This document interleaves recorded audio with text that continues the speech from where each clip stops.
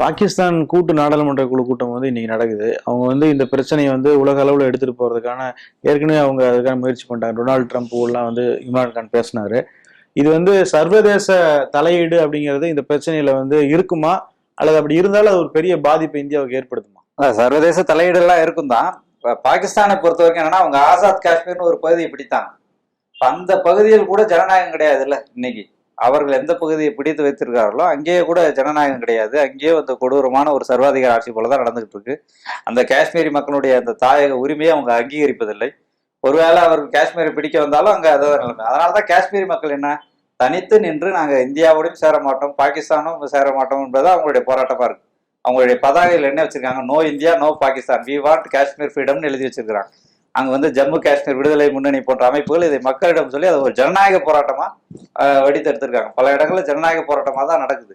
இது வந்து ஒரு ஆயுத போராட்டம் என்ற நிலையை தாண்டி ஜனநாயக போராட்ட கடத்துக்கு வந்த பிறகுதான் இந்திய அரசால அதை சந்திக்க முடியல. அதற்கு முன்னால என்னன்னா, யாராவது ஆயுதம் எடுத்துட்டு வருவாங்க, இந்திய ராணுவம் நேரம் சுட்டு கொண்டு பாகிஸ்தான் ஆதரவு பெற்ற தீவிரவாதிகள்னு கதையை முடிச்சிருவாங்க. ஆனால் இன்றைக்கு சின்ன சின்ன பிள்ளைகள், பள்ளி குழந்தைகள் முதற்கொண்டு பெண்கள் வரை சாலையில வீதிக்கு வந்து அவங்க முழக்கம் எழுப்பி அமைதியான முறையில ஜனநாயக முறையில போராடுறாங்க.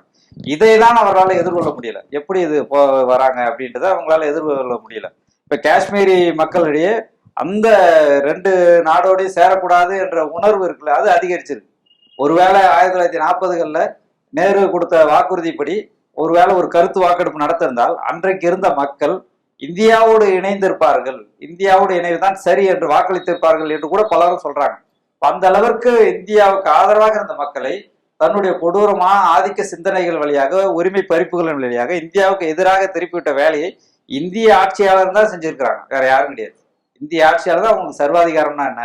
அந்த பகுதியில பாருங்க, ஒரு 10 லட்சம் பேர் இருக்கக்கூடிய, ஒரு 60 லட்சம் பேர் இருக்கக்கூடிய பகுதி 7 லட்சம் ராணுவ வீரர்கள் இருக்காங்க. அப்ப எவ்வளவு பெரிய கொடூரமான சர்வாதிகார ஆட்சி அங்க நடந்துகிட்டு இருக்குன்னு பாருங்க. இப்ப வந்து இன்னைக்கு நேற்று இந்த சட்டத்தை எப்படி நிறைவேற்றுறாங்க, அந்த முறை எப்படி இருக்கு, முதல்ல விவாதிக்கணும், அதை செயல்படுத்தணும். ஆனா இவங்க எப்படின்னா செயல்படுத்திட்டு விவாதிக்கிறாங்க. 2-3 நாளைக்கு முன்னாலேயே என்ன பண்ணிட்டாங்க, நாடு முழுக்க இருக்கக்கூடிய இராணுவத்தினரை கொண்டு போய் அங்க குவிக்கிறாங்க. என்ன நடக்க போகுதுன்னு யாருக்கும் தெரியல. ஒரு குழப்பமான சூழ்நிலை வருது. இப்ப எதிர்கட்சி தலைவர், முன்னாள் முதலமைச்சர் எல்லாரையும் என்னன்னா வீட்டுக்காவல் வைக்கிறாங்க. வீட்டுக்காவல வைத்து அவங்களுக்கு என்ன நடக்குதுன்னு தெரியல.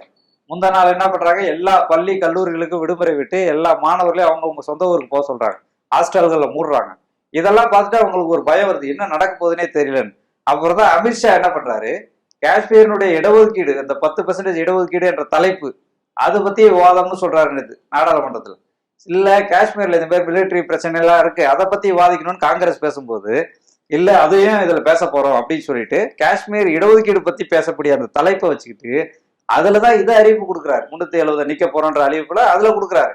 அப்ப ஏன் இவ்வளவு திருட்டுத்தனம் செய்யணும், ஏன் இப்படி எல்லாரையும் வச்சுக்கிட்டு சர்வாதிகாரமா ஒரு முறையில பண்ணணும் இதை? அப்ப என்னன்னா, இவருடைய நோக்கத்திலேயே அதுக்கான ஒரு இது இருக்கு. என்னன்னா, இது வந்து அவங்க நேர்மையாக நிறைவேற்ற விரும்பவில்லை. இப்படியெல்லாம் அடக்குமுறையெல்லாம் செய்துதான் செய்ய முடியுன்றதெல்லாம் அவங்க நம்புறாங்க. ஏன்னா மக்கள் எதிர்த்து போராடுவாங்கன்றது உங்களுக்கு தெரியுது. அதனால தானே இவ்வளவு ஆட்சி, இவ்வளவு ராணுவத்தை கொண்டு போய் குவிக்கிறாங்க. அப்போ ஒரு மக்களுக்கு விரோதமான செயல் திட்டத்தை தான் இந்திய அரசு இப்ப நிறைவேற்றிருக்கு. இதுல வந்து உச்ச நீதிமன்றம் தலையிடுவதற்கான வாய்ப்புகள் இருக்கா? அதான் போன ஆண்டே வந்து உச்சநீதிமன்றம் என்பது 370 என்பது நிரந்தரமானது அப்படின்னு சொல்லிட்டு தீர்ப்பு அளிச்சிருக்கிறாங்க. அதையும் மீறி தான் இவங்கதான் உச்சநீதிமன்றத்திலே, அதாவது மற்ற கட்சிகளுக்கெல்லாம், பிஜேபி போன்ற கட்சிகளுக்கு வந்து, மற்ற கட்சிகள்லாம் வந்து என்னன்னா வழக்கறிஞர் அணி வச்சிருப்பாங்க, பிஜேபி என்னன்னா நீதிபதிகள் அணியா வச்சிருக்கு. உச்சநீதிமன்ற தலைமை நீதிபதி உட்பட பலரும் பார்த்தோம்னா பிஜேபிக்கு ஆதரவானவர்கள் தான். இப்ப இந்த தகவல் அறியும் உரிமை சட்டத்தை இவங்க நிறுத்து போன செய்த மூலமாக தகவல் அறியும் உரிமை சட்டத்துல யாருக்கிட்ட நம்ம அதிகபட்சமா நம்ம போய் முறையிட முடியுமோ அந்த இடத்துல யார் வருவாங்கன்னா பிஜேபி சொல்லக்கூடிய ஆட்கள் தான். வேற அதையும் பண்ணிட்டாங்க. என்னன்னா, தகவல்கள் கூட மக்களுக்கு தெரியக்கூடாது, அதுதான் இவங்களோட நோக்கம். அதனால உச்சநீதிமன்றத்துல பெரிய அளவில் எதிர்போறதுக்கான வாய்ப்பு ரொம்ப குறைவு. அப்படி வந்தால் கூட இவர்கள் அதை நீர்த்து போக செய்வதற்கான மற்ற வேலை திட்டங்களை முன்னெடுத்துருவாங்க. என்னன்னா, இது சட்ட ரீதியாக தீர்க்கப்படக்கூடிய பிரச்சனைகள், இது அரசியல் ரீதியாக தீர்க்கப்படக்கூடிய பிரச்சனை. இப்ப இவங்க வந்து இந்த மக்கள் இயக்கம் வந்து காஷ்மீர் பிரச்சனையை பத்தி இவங்க யார் கூட விவாதிக்கிறாங்க, மத்திய அரசு, முதலமைச்சர் கூட விவாதிக்கிறது கிடையாது. அந்த பகுதியில போராடக்கூடிய மக்கள் இயக்கங்கள் யாரா, ஜம்மு காஷ்மீர் விடுதலை முன்னணி தலைவர் யாசின் மாலிக், உமர் ஃபருக், இவங்க இந்த மாதிரியான தலைவர்கள்ட்ட தான் விவாதிக்கிறாங்க. இப்போ அவர்கள் மக்களை திரட்டி இன்னைக்கு போராடிட்டு இருக்காங்க. இப்போ அவங்களாம் வீட்டுக்காவல தான் வச்சிருக்காங்க. ஏன்னா மக்கள் வந்து பெரிய அளவுல கிளர்ந்து வந்து இந்திய அரசனுடைய அடக்குமுறைக்கு எதிராக தொடர்ந்து போராடிட்டு இருக்காங்க. 2016 புர்கான் வாணி என்ற ஒரு போராளி தலைவர் அங்க கொல்லப்பட்ட பிறகு மிகப்பெரிய அளவுல அங்க ஜனநாயக போராட்டங்கள் வெடித்தன. அந்த ஜனநாயக போராட்டங்களுடைய ஒரு கட்டத்துல அது என்ன ஆயிடுச்சுன்னா, சின்ன சின்ன பள்ளி குழந்தைகள்லாம் ராணுவ டேங்குகள் மேல கல் எறிந்து போராட்டக்கூடிய ஒரு வடிவம் வந்துருச்சு. ஏன்னா ராணுவ டேங்குகளை வந்து கல்லால வீழ்த்த முடியாதுன்னு எல்லாருக்கும் தெரியும். ஆனால் கல்லை எரிந்த அந்த ராணுவ டேங்குகளை விரட்டுவதன் மூலியமாக ஒரு இதை எதிர்ப்புணர்வை அந்த மக்கள் காட்டுறாங்க. இதை எப்படி அவங்க எதிர்கொள்வதுன்னு தெரியாம பெல்லட் குண்டுகள்னு ஒரு வகை குண்டுகளை கொண்டு போய் அங்க அடிச்சு, முகமுள்ளா சின்ன சின்ன பால்ரஸ் மாதிரி குண்டுகளை வைத்து அடிச்சு, முகங்கள் அவ்வளவு பேருக்கு கண் சிதைவு, கிட்டத்தட்ட 27 பேருக்கு வந்து பார்வை பறி போயிருக்கு அந்த குண்டுகள்னால. உயிர் போகாது. இப்ப அந்த மாதிரியான தாக்குதல்களை நடத்திதான் அந்த போராட்டத்தை இவங்க அடக்க முடியுது. அப்ப என்னன்னா, மக்களுக்கு எதிரான செயல் திட்டங்களை காஷ்மீர்ல தொடர்ந்து நிறைவேற்றி கொண்டு வந்து அதை ஒரு நாடாளுமன்றத்துல ஒரு அங்கீகாரம் சட்டத்தை வச்சு திரும்ப அதை பெரிய அளவுல கொண்டு வரதான் இவங்களுடைய வேலை திட்டமா இருக்கு.